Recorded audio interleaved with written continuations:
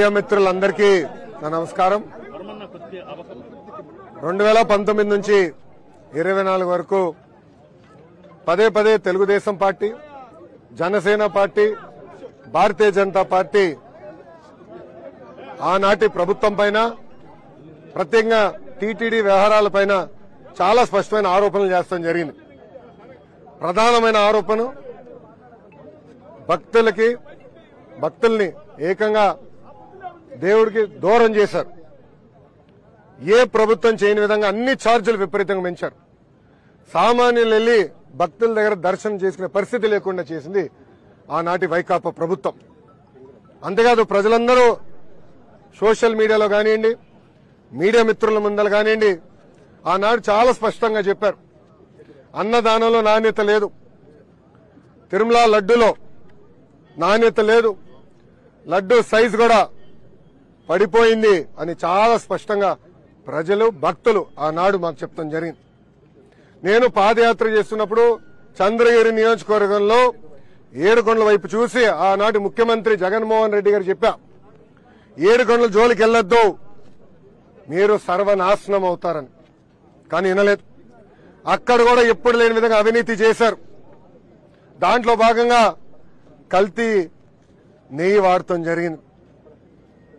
Telugu Desam party అంటే NDA ప్రభుత్వం ఏర్పడిన వెంటనే కొత్త ఈఓని నియమించి, ఈఓ గారికి అన్ని పవర్స్ ఇచ్చి మొత్తం ప్రక్షాళన చేయండి వ్యవస్థల్ని, గతంలో జరిగిన పొరపాట్లు జరగకూడదు, నెయ్యి టెస్ట్ చేయండి, బియ్యం టెస్ట్ చేయండి, కూరగాయలన్నీ టెస్ట్ చేయండి, నాణ్యత మనం మెయింటైన్ చేయాలని చంద్రబాబు నాయుడు గారు ఆదేశాలు జారీ చేసి పంపిస్తాం జరిగింది. దాంట్లో భాగంగా ఈఓ గారు నెయ్యిని ప్రత్యేకంగా ఎన్డీటీవీ ల్యాబ్కు పంపిస్తే దాంట్లో చాలా స్పష్టంగా ఈరోజు ఆధారాలు బయట పెట్టాం. చాలా స్పష్టంగా పంది మాంసం ఉందని, అదేవిధంగా బీఫ్ ఫ్యాట్ ఉందని, ఫిష్ ఆయిల్ అంటే చేప ఉందని చాలా స్పష్టంగా రిపోర్ట్లో వచ్చింది. చంద్రబాబు నాయుడు గారు ఏమైనా మాట చెప్తే ఆధారాలతో చెప్తారు. అందుకే నేను చెప్పారు, ఈ రోజు ఆధారాలు మేము బయట పెట్టాం. ఇంకా నేను చాలా బాధేస్తుంది. గతంలో ఎంతో మంది ముఖ్యమంత్రులు చూసాం, ఎన్నో ప్రభుత్వాలు మేము చూసాం, కానీ గత ప్రభుత్వం లాంటి ప్రభుత్వం ఏనాడు చూడలేదు. జగన్మోహన్ రెడ్డి గారు లాంటి ముఖ్యమంత్రిని ఏనాడు మనం చూడలేదు. ముఖ్యంగా వెంకటేశ్వర స్వామి జోలికి వెళ్లారు, నాణ్యత లేకుండా చేశారు, దేవుడిని భక్తులకి దూరంగా చేశారు. ఒక మాట చెప్పాలంటే టీటీడీ కేవలం ఆనాటి ధనవంతులకి, ఇంకో పక్కన వాళ్ళ మిత్రులకి, శ్రేయోభిలాషుల కోసమే మెయింటైన్ చేశారు తప్ప సామాన్యులకి దూరం చేశారు. అందుకే సంస్కరణలు తీసుకొచ్చాం, పవిత్రం మేము కాపాడుతాం, దాంట్లో ఎలాంటి సందేహం లేదు.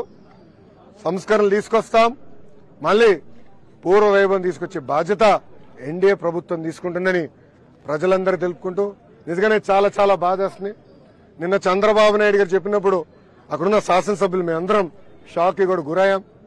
అదైన తర్వాత రాత్రి మేము అందరం కూడా మాట్లాడుకుంటాం జరిగింది. ఈ రోజు ఆధారాలు బయట పెడతాం కూడా జరిగింది. మా అందరి పైన బాధ్యత ఉంది. ఆ పవిత్రతను కాపాడాలి, ప్రక్షాళన చేయాలి, నాణ్యత మెయింటైన్ చేయాలి.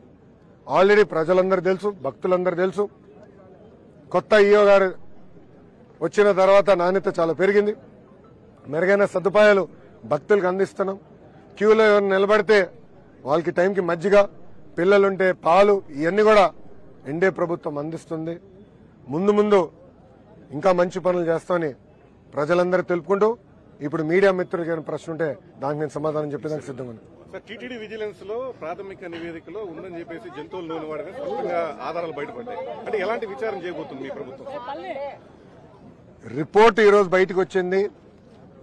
ఏ అధికారులైతే ఆనాడు కేఎంఎఫ్ ని తీసి ఎవరెవరికో టెండర్లు ఇచ్చారో, ఎవరు వాళ్ళు ఎందుకు చేశారు, దాని వెనకాల లావాదేవీలు ఎవరు చేతికి ముట్టినాయి, ఆ వివరాలను బయట పెడతాం. అంతేకాదు, కొత్త గెస్ట్ హౌస్ కట్టినప్పుడు కూడా అనేక వయలేషన్స్ కూడా గత ప్రభుత్వాలు చేస్తాం జరిగింది.